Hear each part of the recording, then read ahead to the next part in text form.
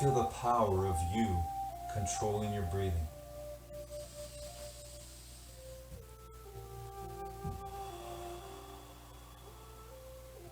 In through your nose and out through your mouth.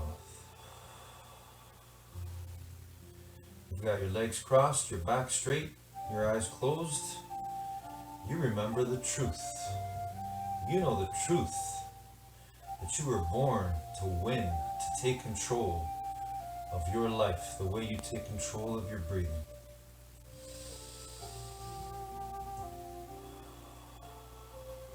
One breath at a time, one thought at a time.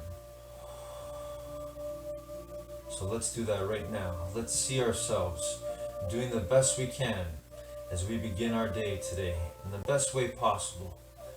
Winning the morning, winning our mind, and growing our minds and our bodies.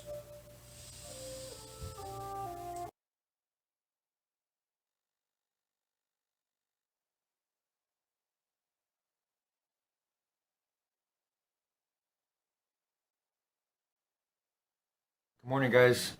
We have been given the greatest gift ever.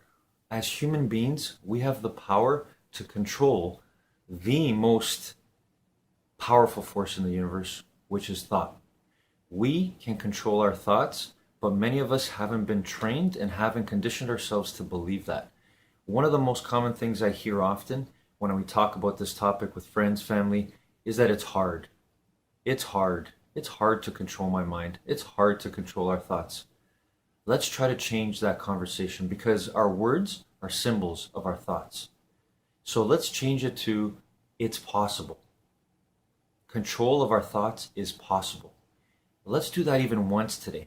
When we feel our thoughts strain towards the negative, let's try to change that one moment and control our thoughts to positive.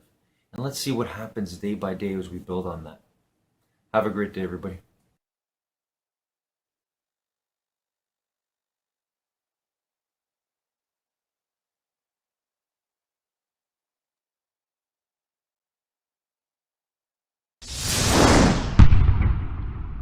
If you're sitting down and you start thinking about some future worst case scenario that you're conjuring up in your mind, and you begin to feel the emotion of that event, your body doesn't know the difference between the event that's taking place in your world, outer world, and what you're creating by emotion or thought alone. So most people then, they're constantly reaffirming their emotional states. So when it comes time to give up that emotion, they can say, I really want to do it. But really the body is stronger than the mind because it's been conditioned that way. So the servant now has become the master. And the person all of a sudden, once they step into that unknown, they'd rather feel guilt and suffering because at least they can predict it. Being in the unknown is a scary place for most people because the unknown is uncertain. People say to me, well, I can't predict my future. I'm in the unknown, and I always say the best way to predict your future is to create it. Not from the known, but from the unknown. What thoughts do you want to fire and wire in your brain? What behaviors do you want to demonstrate in one day? The act of rehearsing them mentally, closing your eyes, and rehearsing the action. Rehearsing the reaction of what you want, or the action of what the action of what you want. By closing your eyes and mentally rehearsing some action. If you're truly present, the brain does not know the difference between what you're imaging and what you're experiencing in 3D world. So then you begin to install the neurological hardware in your brain to look like the event has already occurred. Now, your brain is no longer a record of the past. Now it's a map to the future. And if you keep doing it, priming it that way, the hardware becomes a software program. And who knows, you just may start acting like a happy person. The whole point of being an entrepreneur is to create your own future. That's why we start our own businesses. We want to build a new world. We want to be the change that we want to see, right? Why do you start a company? Why do you become an entrepreneur? Because there's a problem in the world that you don't like, that you want to fix, and you want to see it change. That's why we do what we do. The challenge is, how do you consistently believe in it? You know, because you have these moments, these days when you love it and you're on top of the world and you're on fire and you're motivated and you can do this, and then most days you'll wake up and feel like, who am I? I can't do this. I'm not good enough, and it's not going to happen, right? Has that happened to you? It's this roller coaster ride of ups and downs, of emotion and just belief that it's possible for you. I got asked yesterday, how did you make so many great contacts with huge people at the beginning of your career? And the answer is I didn't. I didn't. I struggled at the beginning. I was nervous and shy and afraid and felt not good enough and never reached out to people. It was a long journey. One of the only reasons why I had any level of success is I just kept going. 5 years in and having 7,000 subscribers, I just kept going. I just kept making. And I started entrepreneurship, thought leadership at 22 when I started making content. 22, I'm now 42 by the time this video comes up. So 20 years of making content, eventually you make some connections and get good at something, but hopefully the process can be a lot faster for you. And the way through it is, I think, the environment. It's like, okay, how do you fix it? Well, environment. How do you consistently believe in yourself is the environment. It's what you're surrounding yourself with. It's the people in your life. It's the videos you're watching. It's the content you're consuming. It's the people you follow on Instagram. It's the environment. That when you are around the people that make you feel like things are possible, you will start to feel like things are possible. It's like whoever is more confident wins. So if you're around people who are constantly negative, telling you can't do it, gave up on their dreams, the chances of you being able to go chase your dreams around those people is really low. It's not impossible, but it's really low. And I think the people who've killed the most dreams are the people around us, right? Your parents, your friends, your environment, your community. They've killed your dreams. And ultimately, yes, it's your responsibility, but hanging around them and injecting their, not that they're haters or bad people, just their limited thinking and their unhappiness, right? They're hurt. They're struggling themselves. They don't like their own life and they're scared. They feel trapped. And so when you're in that position of fear and trapped and scared, you don't make good decisions and you also don't give great advice. And so how do we fix it? A couple things that I wish I did earlier. And so maybe you can use this as counsel to help you believe in yourself more consistently. So number one is to limit access or cut out the people who are feeding you negativity. If you're hanging around people who just make you feel worse about yourself, that every time you talk about your career, your dreams, or what you want to build, they tell you that it can't be done, that it's not possible, then limit access or just cut those people out of your life. It's just not worth it. And I say give the option because maybe that's your mom telling you that. Maybe that's somebody close to you telling you that. And some people do take the step to cut their parents out. That may not be how far you want to go, but at least limiting access so that if you're going to hang out with your mom, you're just not talking about your career. You're just not talking about your business. There's hopefully other things that you can connect on besides just what you're doing for a living or what your goals are, right? So cut those people out or limit access severely so that you don't feel so negative all the time. I think it's really important. Okay, so that then creates a void. Well, now who am I hanging out with? Because if you actually did an audit of the people in your life, you'd probably find that most of the people are not the ones that fill you up. You're the ones filling other people up. So we need to start finding people who do fill us up. So step two is to then join groups and to be around people and to be around the communities that are at least like-minded. As somebody who's introverted and shy myself, it can be really hard. And I think as adults, it can be really hard to make new friends. We're not going to school anymore. And so it can be hard to break into new communities. And so the easiest way to do that, especially if you're introverted and shy like me, is to join communities. So for me, I joined salsa dance school that I later bought. That's how I met my wife, Nina. I would join entrepreneur clubs. I would join, if I wanted to meet new people, I would join anything that I'm interested in, right? I'd look for any entrepreneur conferences, personal development events or clubs, any book signings, just looking at trying to start to connect with people who are more optimistic and more happy and more positive, and just try to be around them more often. And the goal of going to an event like that isn't to even necessarily learn something. I think it's just to be able to connect with people. And if you go to a networking event, you go to a conference or some kind of personal development session, hopefully you're learning something, but make the goal to just try to meet somebody. Like there's one person here who might be the friend that you need, who might be the business partner that you need, might be the co-founder that you need. There's one person here that might be everything that you need, and you don't need to know all 1,000 people here. You just have to make one meaningful connection that maybe that turns into a mastermind or business partner or coffee meetups that can allow you to sustain the momentum and the belief that it's possible. That being around somebody else where there's, 1 + 1 = 48 because the energy you create together. And the way to do that audit for yourself is just to think about, when I leave this person, do I feel more or less alive? Do I have more or less energy? Do I have more or less belief in myself? And when you have the people around you who make you have more energy and more belief in yourself, then you're more likely to go out and create your own future and create the world that you want to create, right? Where most of the people, again, we are pouring love and energy into them, and that's amazing, and keep doing that, and that's service, and that's awesome. But that can't be the only people in your life, because then you just are pouring into others and nobody's pouring into you. And so we need to start to add in those people, and they're out there. They're out there. They're for sure out there. I see it all the time in Movement Makers. That's my membership group for people who want to be thought leaders, and we meet every 2 weeks, and I train them and I help them. And more important than even just the education or knowledge they get from me is the connection and community to each other, where they're going live together. There's certain businesses together. They're sitting there making content, in their garage or their basement or their office, their home and their kitchen.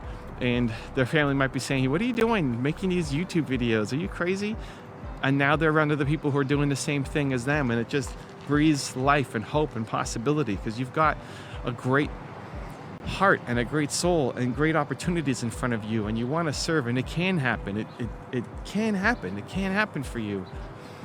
But again, your environment probably doesn't support it. And so it's now instead of blaming the environment and blaming your parents and everybody else, it's making a conscious choice to change the environment. So again, step 1 is to remove or limit access of the people who are making you feel worse about yourself when you talk about your dreams and your goals and your ambitions. Step 2 is to supplement in new people who do make you feel better, who make you feel more alive. And again, whether you're going to an event or conferences or joining a group like Movement Makers, but you're part of a community, so it's not just you doing it all on your own. Honestly, it's probably my biggest mistake when I was starting my journey, is just trying to do everything myself, mostly out of fear and insecurity, and being shy and afraid. But hopefully you can get there a lot faster, and that propels your growth forward. And then number 3 is be really conscious of what you're feeding into your mind with the content you consume. And so I think we have this wonderful opportunity on a daily basis to choose education or choose entertainment or choose creating a new world that we want and consuming the knowledge that allows us to build it, or escaping a world that we don't like anymore. Like, if you see a problem in the world, you have a problem in your life, do you choose to fix it, to work towards it, or do you choose to just kind of ignore it and try to shut off the world, right? Most people will try to shut off the world and just be entertained, as opposed to, no, we got to fix this. We got to do something about this. And so think about the videos you watch. You're watching this video, so you're already on the path, but do an audit of everybody that you follow. Do an audit of the channels that you subscribe to.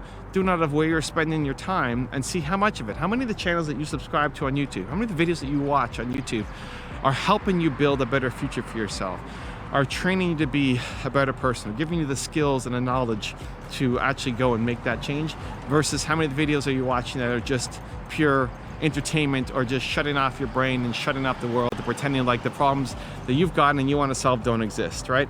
And I'm not suggesting that you never have entertainment. Just switch the ratio. If you want to change the world, if you want to create a new future for yourself, for your family, for the people around you, if you actually want to do that, then you have to start to change what you're feeding into your mind. And again, this channel is a great start. You're all the way through this video, so you're already on the path. And I mean, it's amazing. It's worth celebrating. High five to yourself there. Congratulations. And it's the consistency that matters the most. So what are you doing tomorrow? What are you doing the next day? What videos are you watching the day after that? What videos are you watching next week and next month? And making that consistent, because again, it's easy to get excited. As entrepreneurs, it's easy to get excited and have one day where you feel on top of the world and amazing and holy cow, I can do so much and so many opportunities. And then it's easy again to the next day wake up and feel hopeless and impossible, and who are you to do this, and I can't do that, and there's no way that it's going to happen, and why did I think this is what a stupid decision, right? We beat ourselves up. And so that consistency in the environment is the thing that will make a difference. Let me tell you this, if you were hanging around people, even just one person who was always working out, who was always fit, they would, even without them telling you, you would become more fit. You would work out more because you're around them, because the environment they create, if you respect them, would be one where you would now just want to work out more. And so it's the same thing for your dreams. When you are not around the people who are negative and who are trapped and who are in a lot of pain, and when you add in people and content that makes you feel alive and hope and possibilities and belief, great things start to happen. Great things start to happen. But it has to be consistent. A one-off video is not enough. Every day, put it into your calendar that whether it's a human being that you're actually talking to or content that you're feeding into your mind, that you're gonna show more belief in yourself because your mission matters, because your heart matters, because you have a gift that the world needs, and because you want to create a new future, a better future for yourself, for your family, for the world. Also, to make sure you're actually taking action after watching this video, I've designed a special free worksheet just for this video. The worksheet will highlight all of the lessons learned in this video, as well as pull out our 3 favorite learnings and quotes that will inspire you to actually do something. The worksheet will also give you space to write down what your key takeaways are and your specific plan of action to make sure you're getting results. If you want the worksheet designed specifically for this video, absolutely for free, there's a link in the description below. Go click on it and start building the momentum in your life and your business. I'll see you there.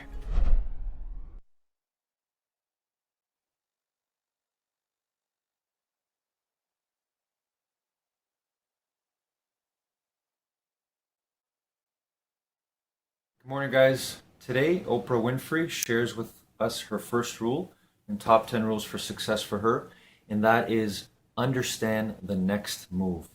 This is one where we can work on it each and every moment because our moves are affected by our decisions, and our decisions are affected by our thoughts. So what she reminds us of is the fact that all we got to know is what to do next. So if something happens, let's say we make a mistake, what is our next move? You see, in a mistake is an amazing opportunity for growth. It could be an apology. It could be the next right move is an apology. And then we've now transformed that situation and we've built some trust perhaps in a relationship. So understand the next right move and just do that every single time. And then we'll start to see that change in our life. I hope this helps everyone. Have a great day.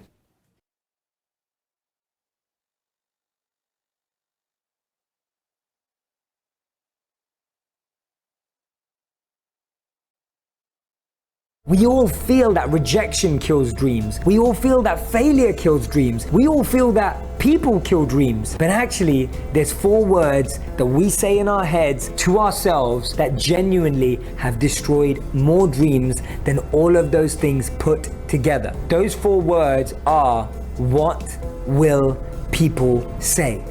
What will people say? How many times have you stopped yourself from doing something because you're scared of how people will react? How many times, out of the fear of someone else's opinion or criticism, have you stopped yourself from doing what you believe in? How many times has someone's perception or perspective stopped you from living your potential? No matter what you choose to do, there will always be people who find fault with it. There will always be people who criticize, complain, who try to bring you down and tell you that what you're doing isn't right. It's crazy that we give up what we most want in life just based on people's opinions. And the crazy thing is, if we're living for other people's opinions, we'll never be right. There'll always be someone with something that they won't agree with. And this is why it's so important that we work with our own conviction. We work on what matters to us. It was Aristotle who told us that there were only 3 ways to avoid criticism. Do nothing, say nothing, be nothing. And I'm sure none of us want that of our future. So don't let anyone's opinions stop you. Don't let anyone's criticism hold you back. keep following your passions, invest in what you believe in. And remember, don't let people's compliments get to your head, and don't let their criticism get to your heart. Need motivation? Watch a top 10 with Believe Nation. Hey, it's Evan Carmichael, and I make these videos because you are probably the most ambitious person in your circle, but you know you're capable of more, and you get that push by surrounding yourself with the best. So today, let's learn from one of the best, Jay Shetty, and my take on his top 10 rules of success. Enjoy. Rule number 2, don't hold back. Real empathy is connecting to someone in their emotional language, not yours. Right? That's real empathy. That's real connection. That's real compassion.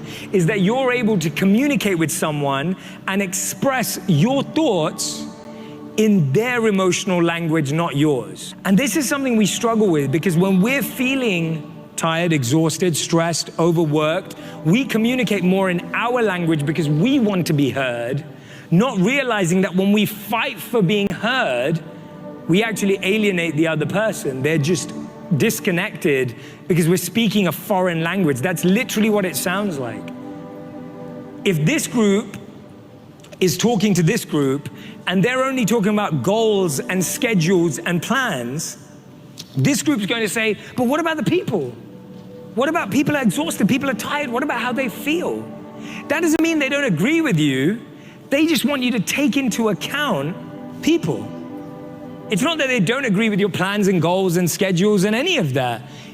And you may sit there and go, well, they don't understand. They just don't get it. Like, we need to hit these targets. They don't understand. But you're both on the same team. You both need each other. Both mindsets are important. So then the question becomes, how do we care about people in the pursuit of our goal?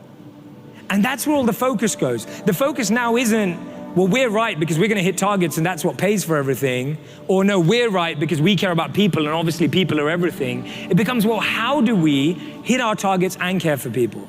How do we do that? If we both start having that conversation, you get some incredible synergy. So much of our life and society and our being today is divided. We have work and life. We have family and friends. We have personal and professional. And so many of our challenges in life come from the fact that we think we have to be in two places at once, that we have two sets of responsibilities. And when we talk about our well-being, we often think that's what we do after work. That's what we deal with when we get home. That's what we try and do on the weekend. And then when we're at work, we're wondering whether our well-being is in the right place. I've sat down and interviewed some incredible individuals, Jocko Willink being one of them. And when I've sat down with these Navy SEALs, I've talked to them so much about the power of breath, the power of presence, the power of stillness. We often think that force is the most powerful thing in the world. And sometimes when you speak to the strongest people in the world, they'll say it's not force, it's stillness. Right? Stillness is the most powerful thing in the world. Stillness creates more force than force itself, because that stillness creates clarity, it creates focus. So think about how you can find, again, just 2-3 minutes for that. All of these habits that I'm sharing today should take you no longer than 5 minutes each. And then finally, E, T-I-M-E. E is for exercise, moving, sweating. One of my favorite things is to see families compete over 10,000 steps. You'll be shocked at how much your partner is competitive when you all put on a Fitbit or a wearable or whatever it may be and see who gets to 10,000 steps first. The idea of moving is so powerful for our mind and our psychology. So those are 4 habits. Exercise probably a bit longer than 5 minutes, but the rest of them, if we could add thankfulness, inspiration, meditation, and exercise to our daily, weekly habits, you'll find that your personal well-being, your personal connection with yourself will elevate to levels that you never could have imagined. These simple habits have a giant impact. These simple daily investments have giant rewards. And they take very little time. They take very, very little time. And it's also a beautiful thing to bring to the table, to practice with your children, to practice with your partner. It's something that can be nicely brought into a family activity that makes it easier for each and every individual. So that's the first thing. The first thing is you. If your foundations are set, if you're feeling rooted and grounded, everything else is possible from that place. Rule number 3, invest in your passion. I was 15, I really needed the job. I'll even tell you what it was, I'll confess. I was applying to a local supermarket and I wrote down that I really, really, really wanted to work there. That was my life, there you go. And I've got nothing against supermarkets, they're awesome. I actually really enjoyed the experience afterwards and I'm glad I did it. How many of you have ever lied on a resume or a CV? Tell me right now in the comments and don't lie. Now I'm guessing most of you wrote down no. Well, that means that 57% of you are lying because that's how many of us embellish our skill set on our resumes. Of course I lied on my resume. 55% of us lie about our responsibilities. It's when all you did was get Starbucks and coffee and you say that you were the team performance manager. Or maybe all you did was filing and copying and you said you were the big project manager on the job. I do everything around here, okay? 42% of people lie about the dates they worked. It's when you work somewhere for 3 days, but you wrote 3 months. Easy mistake. Oops. 26% of people even lie about the company they work for. I work for the CIA.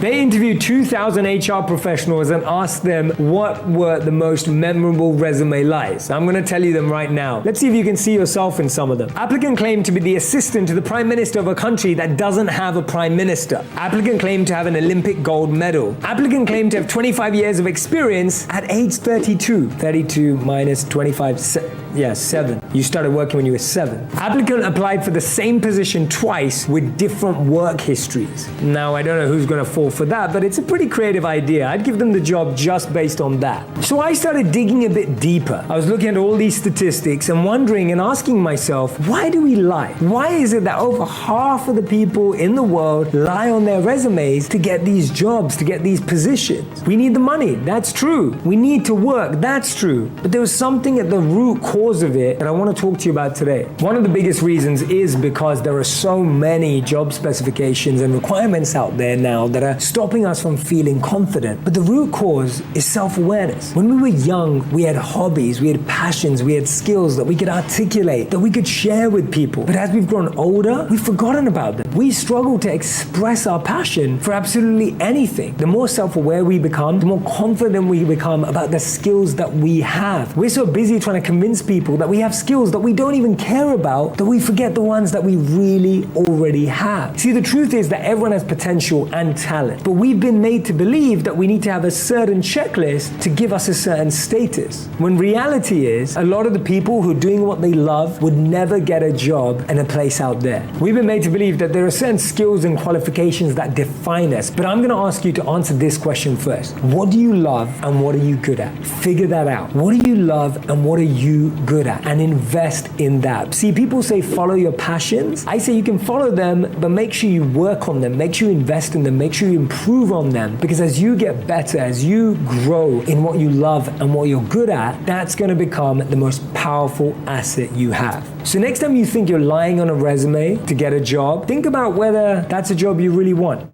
Rule number 4, do not seek revenge. I'm sure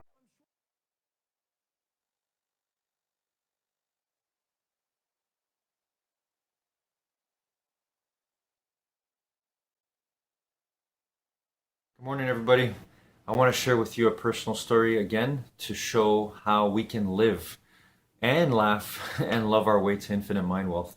I want to share a story of my students. I had a young student yesterday, 4 or 5 years old, come up to me and say, no matter what, Mr. Francis, I control my mind and I never give up on controlling my mind. I had a young 4 or 5 year old say this, not in those exact words, but I thought, wow, that's incredible. So when we start to think of ourselves, wherever we are, whatever we're going through, young children can learn that it's possible to control their thoughts. And therefore we all can.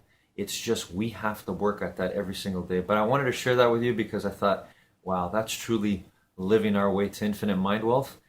Step by step, one person at a time, one child at a time, and it's possible. So I hope that helps. Remember that, everyone. Have a great day.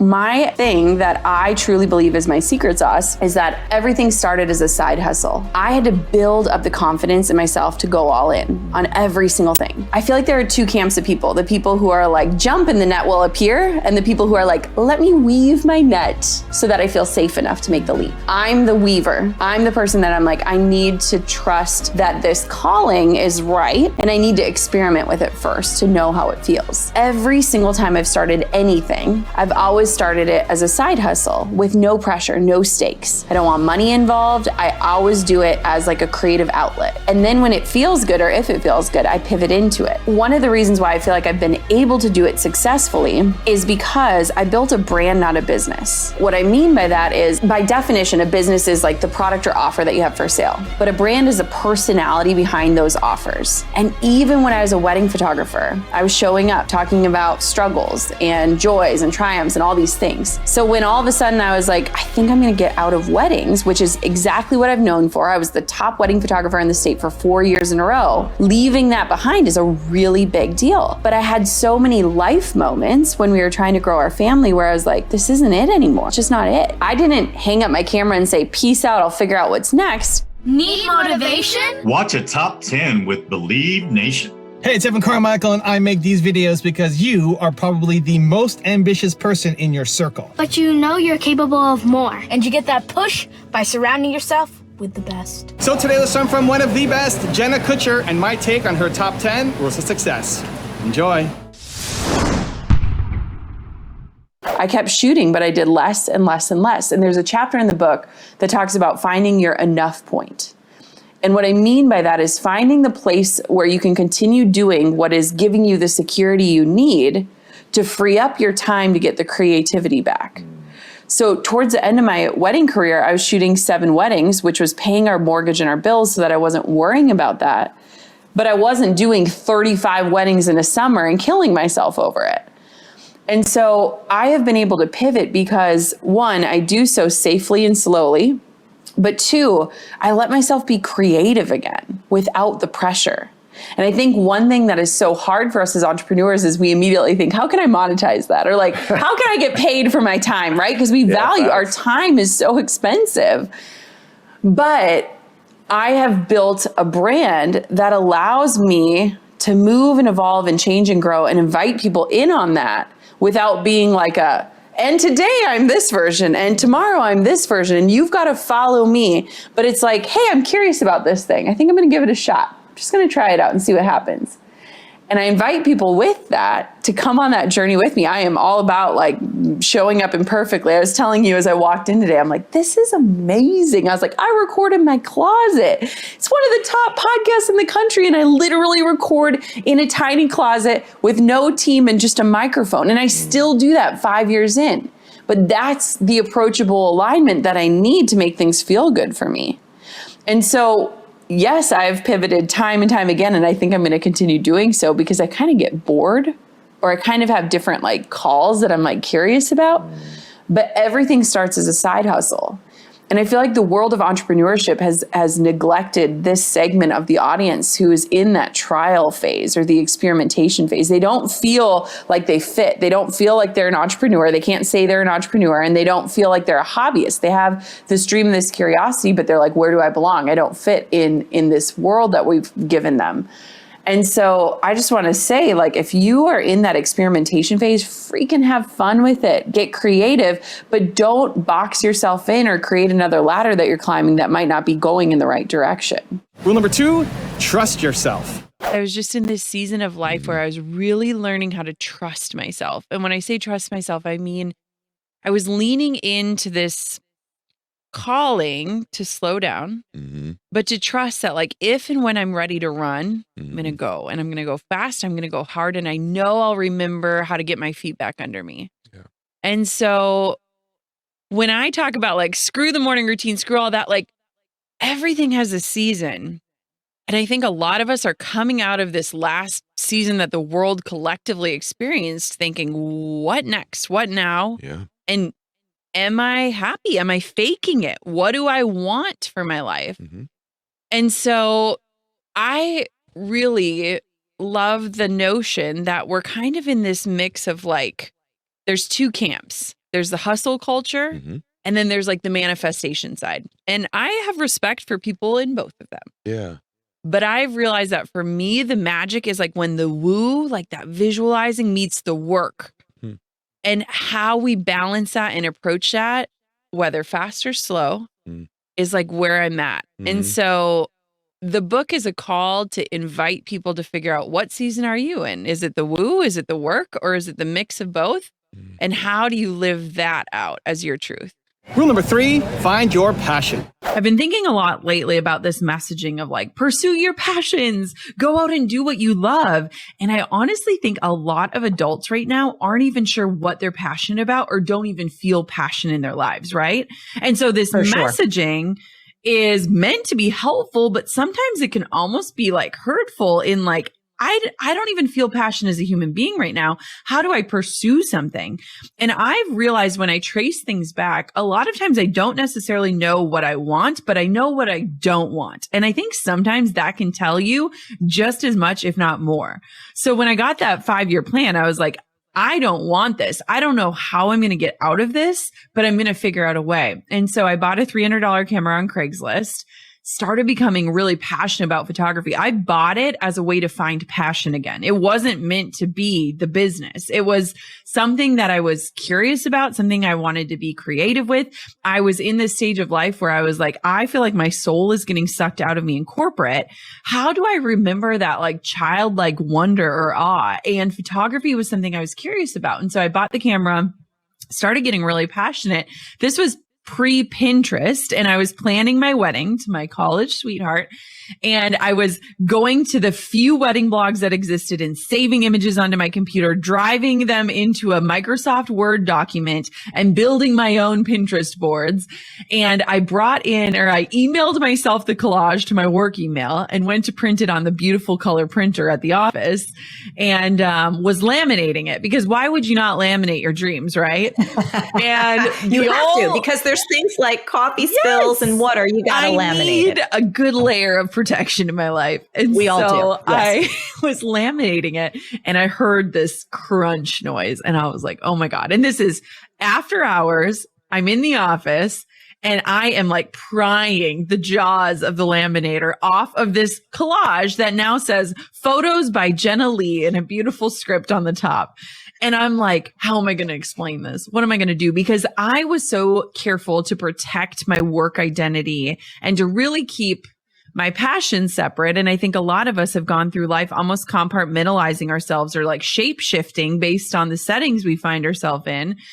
And I remember I'm like looking for the manual. The manual was chucked 20 years ago. Like there is no manual. Google's not giving me anything. It tells me to find the manual that doesn't exist. And I'm like, here I am. And there's this line in the book that says like, I felt like I was riding two Clydesdales going in opposite directions. Like I knew I had this dream and this vision, but where I was and where I found myself was so in a different place. And I had to figure out, what do I do?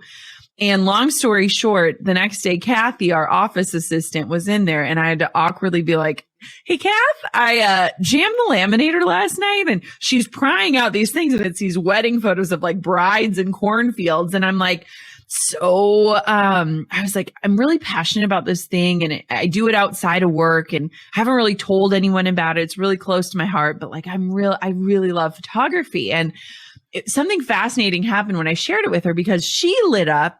And she was like, oh, Jenna, when I'm at home, I love to scrapbook. And I should have known because literally her bulletin boards were like the perfect, immaculate, like borders and everything on it. But it was this first time where I actually expressed my passion to someone outside of the person I shared a home with.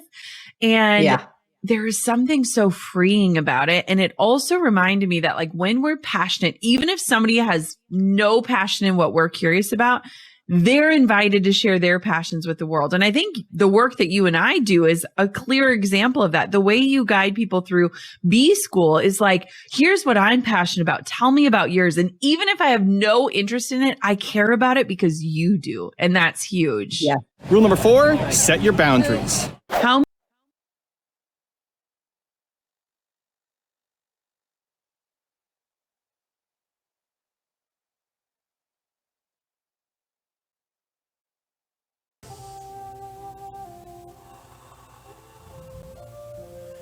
And once again, legs crossed, back straight, eyes closed, focused on our breathing. Back to our breathing.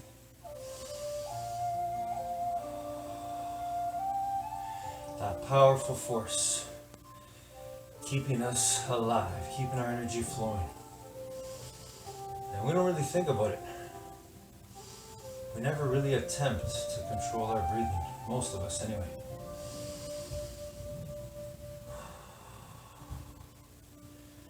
But we were born to do that too. To remember that in any moment, we can take charge of it, the way we take charge of our breathing. Same way we take charge of our mind, our thoughts. So reflect back on today. How did you do?